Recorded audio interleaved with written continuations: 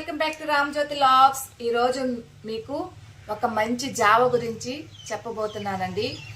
దీనివల్ల నాకు చాలా మేలు కలిగింది. నేను రీసెంట్గా 70 అబోవ్ వెయిట్ ఉన్నాను. ఈ జావ తాగడం వల్ల 63 అలాగా రీచ్ అయ్యాను. షుగర్ కూడా నాకు బార్డర్లో వచ్చింది. దానివల్ల చాలా ప్రాబ్లమ్స్ ఫేస్ చేశాను. అందుకే ఈ జావ తాగడం వల్ల వెయిట్ లాస్ అయ్యాను. హెల్త్ పరంగా కూడా నాకు చాలా మేలు కలిగింది. అందుకే నేను ఈ వీడియో మీతో షేర్ చేసుకోవాలనిపించింది. మీరు కూడా ఈ జావా చేసుకుని తాగండి. హెల్త్ ప్రాబ్లమ్స్ కూడా చాలా వరకు కంట్రోల్లో ఉంటాయి. ఓకే ఫ్రెండ్స్, ఈ జావకు కావాల్సిన వస్తువులు: 1 కేజీ రాగులు, 1/2 కేజీ జొన్నలు, 1/2 కేజీ సజ్జలు, ఒక 50 గ్రామ్స్ జీడిపప్పు, 50 గ్రామ్స్ బాదం పప్పు.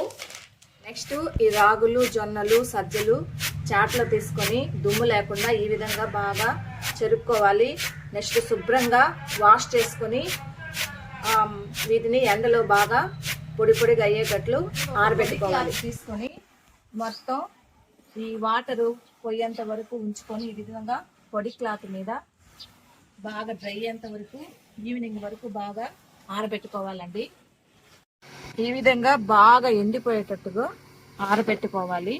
నేను మార్నింగ్ నుంచి ఈవినింగ్ దాకా బాగా ఎండబెట్టుకున్నాను. ఇప్పుడు వీటిని బాండట్లో దోరగా వేయించుకోవాలి.